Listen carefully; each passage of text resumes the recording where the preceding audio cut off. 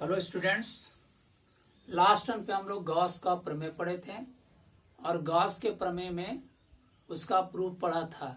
कब? जब आवेश पृष्ठ के भीतर स्थित हो। स्टूडेंट कभी कभी शॉर्ट आंसर टाइप क्वेश्चन में एक और केस इसका पूछ देता है, जो आज मैं आपको बताऊंगा। उसमें क्या करता है, बोलता है कि दिखाइए कि जब आवेश पृष्ठ के बाहर स्थित हो तो पृष्ठ से गुजरने वाला कुल वैद्युत फ्लक्स शून्य होता है। ये शॉर्ट आंसर टाइप क्वेश्चन में कभी कभी पूछता है। ओके, देखिए स्टूडेंट, गॉस का थ्योरम हम कल पढ़े थे, लास्ट टाइम पे हम लोग पढ़े थे। अब देखिए इसमें क्या है, मान लिया गया कि एक जो है क्लोज्ड पथ है, जो क्लोज्ड एरिया है, बंद सरफेस, जब बंद पृष्ठ है। अब आवेश क्या है, इस बंद पृष्ठ के बाहर किसी बिंदु O पर स्थित है प्लस क्यू आवेश। अब हमें इससे पास करने वाले इलेक्ट्रिक फ्लक्स का वैल्यू निकालना है ना। तो निकालने के लिए क्या होगा, हम क्या करेंगे, इस प्लस क्यू को सेंटर मान करके एक शंक्वाकार आकृति खींचेंगे, एक शंकु खींचेंगे। तो क्या करेंगे, मान लेंगे तो यहाँ पे ये जो क्षेत्रफल काटा है ये क्या करेगा, मान लीजिए DA1 क्षेत्रफल काटा, और यहाँ पे जो क्षेत्रफल ये कट करता है ये मान लेंगे कि ये DA2 क्षेत्रफल कट करता है।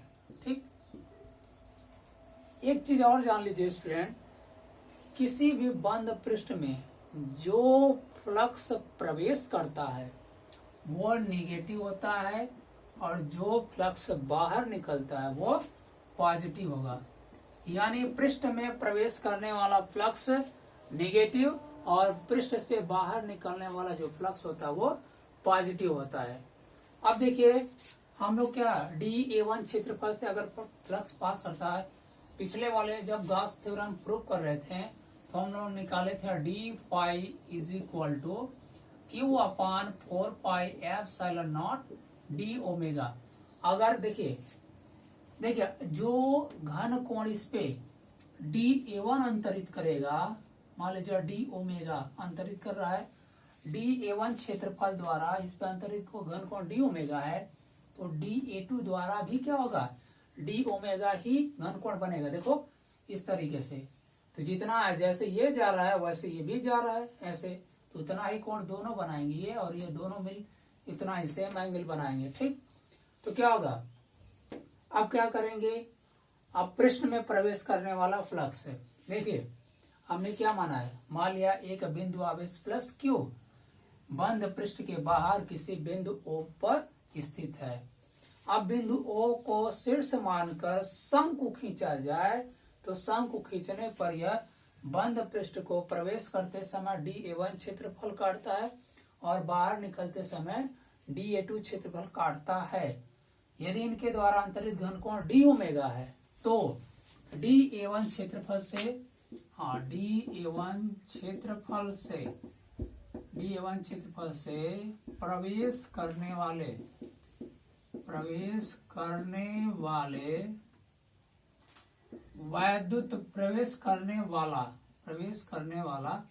वैद्युत फ्लक्स क्या हो जाएगा, d phi 1 is equal to Q upon 4 pi epsilon not.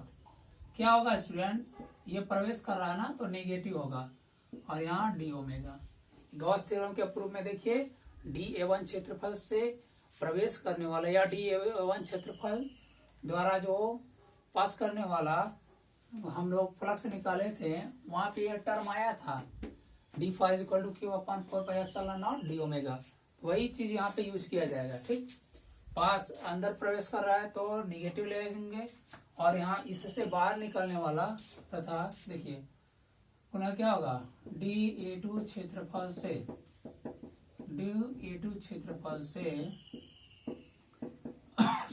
बाहर निकलने वाला वैद्युत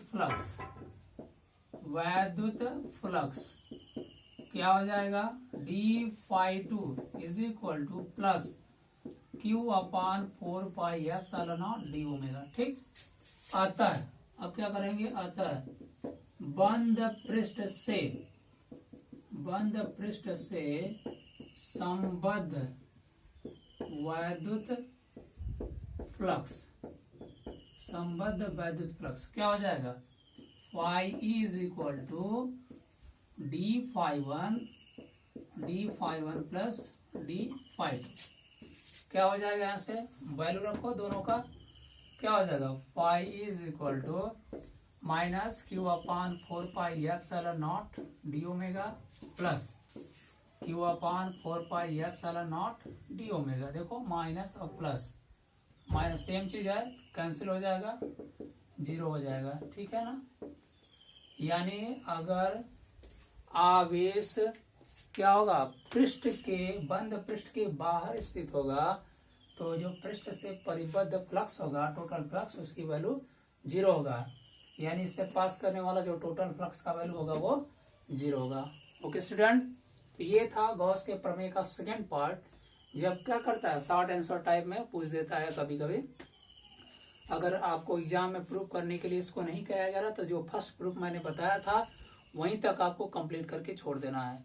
बाकी जब ये सेकेंड वाला भी पूछता है शॉर्ट आंसर टाइप में तो आपको इसको करना है। ओके, अब स्टूडेंट मैं इसके आगे एक न्यूमेरिकल दिया था आपको लगाने के लिए, उस न्यूमेरिकल को भी मैं बता रहा हूँ, है ना। तो बताने के लिए मैं जो पहले क्वेश्चन लिखना पड़ेगा, तो हम क्वेश्चन लिख के बताते हैं आपको, ठीक। ये कॉन्सेप्ट क्लियर होगा। अब इसके आगे का टॉपिक मैं आपको बताता हूँ। तो आगे मैंने क्वेश्चन दिया था, उस क्वेश्चन को देखा जाए। देखिए क्वेश्चन क्या था, क्वेश्चन में देखा जाए, क्वेश्चन था, ध्यान दीजिए, क्वेश्चन क्या था, क्वेश्चन में बात करेंगे, ध्यान दिया, एक कूलाम का, ध्यान दीजिए, एक क्वेश्चन है स्टूडेंट, देखा जाए, यदि एक कूलाम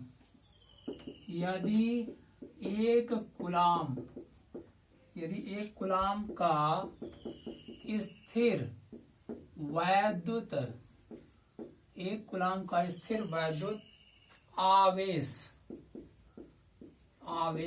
8 सेमी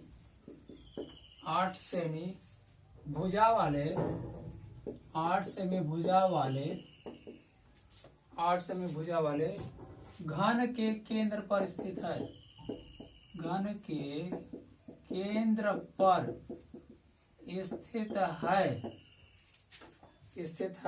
तो घन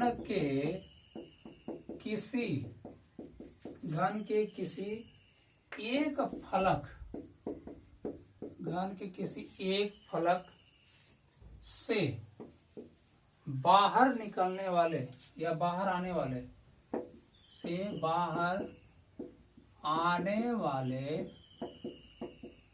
फ्लक्स की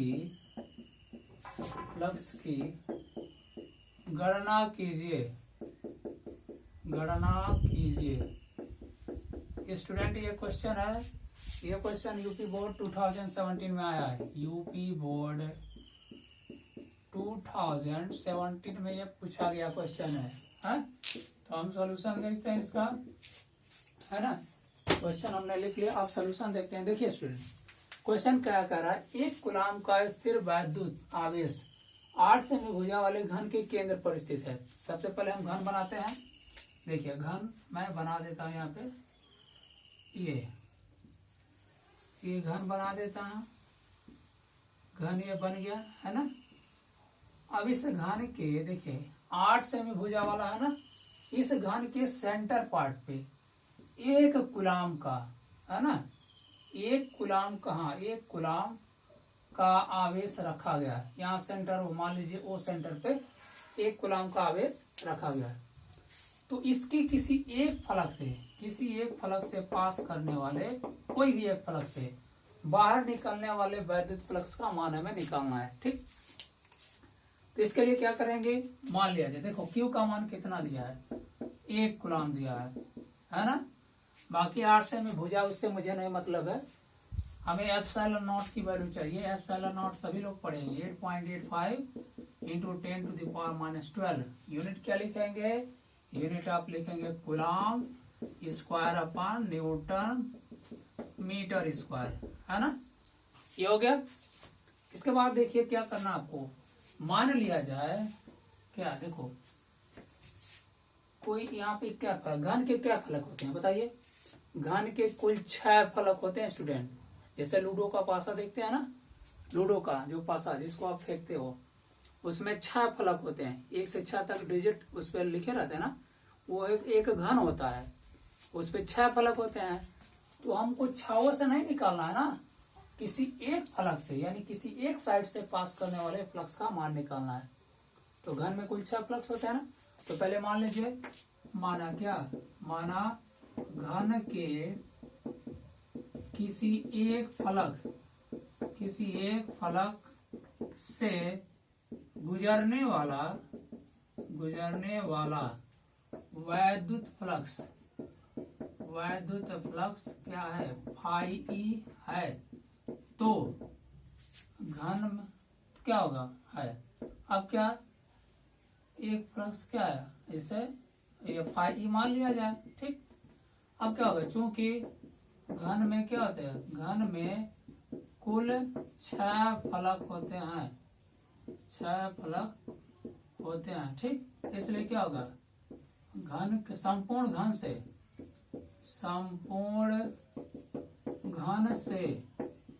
गुजरने वाला कुल फ्लक्स कितना होगा स्टूडेंट, 6 फाई ई होगा ना, 6 गुना। हमको केवल एक ही निकालना है, एक से हमें फाई का वैल्यू निकालना है। अतः क्या करेंगे, कुल फ्लक्स क्या होगा, अतः 6 फाई ई। देखो गास का प्रमेय क्या कहता है, गास का प्रमेय कहता है phi is equal to Q upon epsilon naught. ये फाई क्या होता है, संपूर्ण पृष्ठ से परिबद्ध फ्लक्स का मान। तो यहाँ पे संपूर्ण पृष्ठ से परिबद्ध फ्लक्स का मान 6 फाई होगा। तो 6 phi E is equal to Q upon epsilon naught. तो फाई का वैल्यू निकालो ना, फाई इज इक्वल टू क्या होगा, क्यू अपॉन 6 एप्सिलॉन नॉट। ये हो गया। अब यहाँ से देखो, यहाँ से हम क्या करेंगे, यहाँ से आगे मैं कैलकुलेट करता हूँ, वैल्यू रखता हूँ सबकी। क्या हो जाएगा, Q का वैल्यू 1 हो गया, और 6 इंटू एप्सिलॉन नॉट का वैल्यू क्या हो जाएगा, 8.85 इंटू 10 टू द पावर -12, ठीक।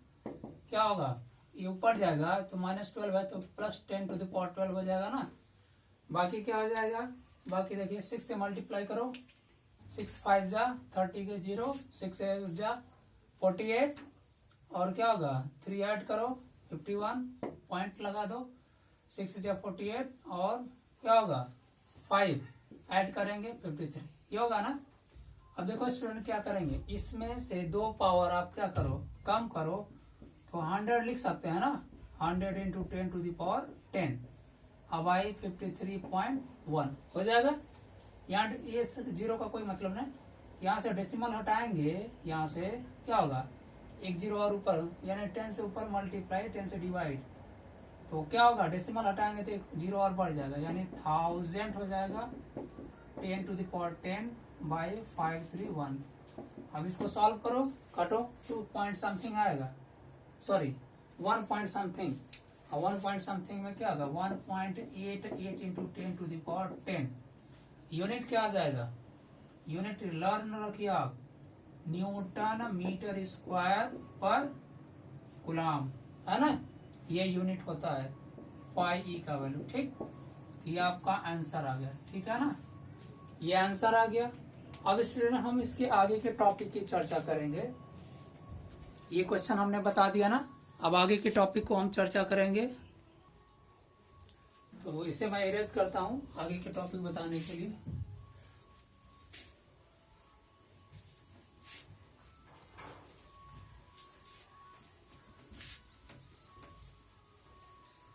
देखिए अगला टॉपिक जो है रैखिक आवेश घनत्व, रैखिक आवेश घनत्व, linear charge density, linear charge density. इसको इसलिए बता रहे हैं कि जब हम गॉस का एप्लीकेशन पढ़ेंगे, गॉस थ्योरम का, तो वहां पे इनकी रिक्वायरमेंट्स होगी, ठीक। अब देखिए रैखिक आवेश घनत्व क्या होता है। देखो स्टूडेंट, यदि किसी तार पर, यानी यदि किसी तार या सीधे यल लेंथ पे किसी लाइन पर यल लेंथ का लाइन हो, उस पर क्या होगा, plus Q charge uniformly distributed हो किसी भी लाइन पे, या ऐसे भी लाइन हो सकता है, ऐसे भी हो सकता है लाइन। इस पर अगर plus Q charge uniformly distributed है यल लेंथ के वायर पे, तो क्या होगा, आप कहेंगे यदि किसी तार पर आवेश एक समान रूप से वितरित हो तो तार के प्रति एकांक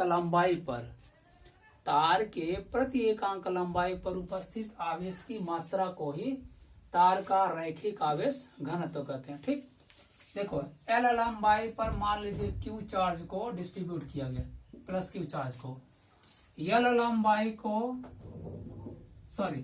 क्यू चार्ज को, देखिए यल लंबाई पर क्यू चार्ज को डिस्ट्रीब्यूट किया गया, एक लंबाई पर क्या होगा, क्यू अपान यल होगा ना, और यही एक लंबाई पर क्या होगा, क्यू अपान यल जो होगा रैखिक आवेश घनत्व, यानी lambda is equal to Q upon L कहलाएगा।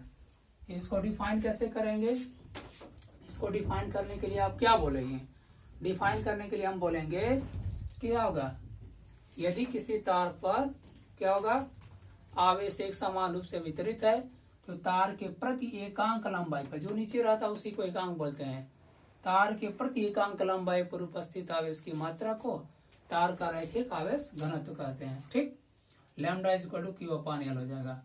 अब यहाँ पे मात्रक किसका निकालेंगे, लैम्डा का मात्रक, देखो क्यू का मात्रक कुलाम होगा, क्यू का मात्रक कुलाम, ठीक, और एल का मात्रक मीटर, तो कुलाम प्रति मीटर क्या होगा इसका मात्रक।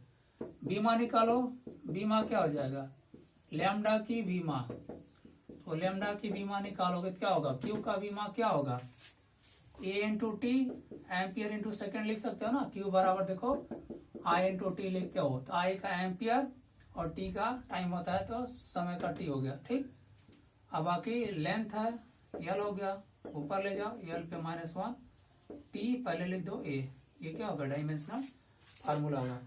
तो रैखिक आवेश घनत्व क्या होता है, यदि किसी तार पर आवेश एक समान रूप से वितरित हो तो तार के प्रति एकांक लंबाई पर क्या होगा, उपस्थित आवेश की मात्रा को तार का रैखिक आवेश घनत्व कहते हैं। ओके, इसी तरीके से हम क्या करेंगे, पृष्ठ आवेश घनत्व। अब पृष्ठ आवेश घनत्व की बात करेंगे, पृष्ठ आवेश घनत्व यानी लीनियर नहीं, अब सरफेस चार्ज डेंसिटी की बात करेंगे, सरफेस चार्ज डेंसिटी। अब क्या होगा, यही आवेश जो आप दिखे थे, आप क्या होगा, ये मान लीजिए ये क्षेत्रफल वाले कृषि पृष्ठ पर, ये क्षेत्रफल वाला कोई पृष्ठ है ना, ये क्षेत्रफल का कोई पृष्ठ है।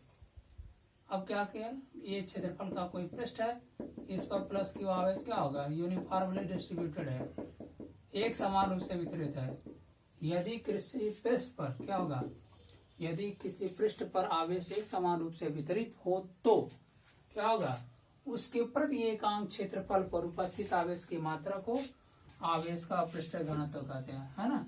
देखो पृष्ठ आवेश घनत्व की बात है, देखो ए एरिया पर, यानी कोई पृष्ठ है जिसका एरिया है प्लस क्यू आवेश उस पर एक समान रूप से वितरित है, तो क्या होगा, ए एरिया पर क्यू आवेश है तो एक एरिया पर क्या होगा, क्यू अपान ए होगा ना, इसी क्यू अपान ए को क्या कहते हैं, पृष्ठ आवेश घनत्व कहते हैं। ठीक, तो डिफाइन कर, इसको क्या बोलते हैं, इसको सिग्मा से रिप्रेजेंट करते हैं, तो sigma is equal to Q upon ये होता है। ठीक है ना, हम डिफाइन कैसे करेंगे, किसी पृष्ठ पर वितरित कैसे डिफाइन करेंगे, है ना, पृष्ठ के प्रति एकांक कैसे बोलेंगे, यदि किसी पृष्ठ पर आवेश एक समान रूप से वितरित है तो पृष्ठ के, देखो यदि किसी पृष्ठ पर आवेश एक समान रूप से वितरित है तो पृष्ठ के प्रति एकांक क्षेत्रफल पर उपस्थित आवेश की मात्रा को आवेश का पृष्ठ घनत्व कहते हैं। अब यहीं से हम बता देते हैं कि आयतन आवेश घनत्व क्या होता है, आयतन आवेश घनत्व। अभी बीमा भी इसका देखो, इसका मात्रक क्या हो जाएगा, सिग्मा का मात्रक, देखो क्यू का मात्रक कुलाम, ठीक है ना, और क्षेत्रफल का मात्रक मीटर स्क्वायर।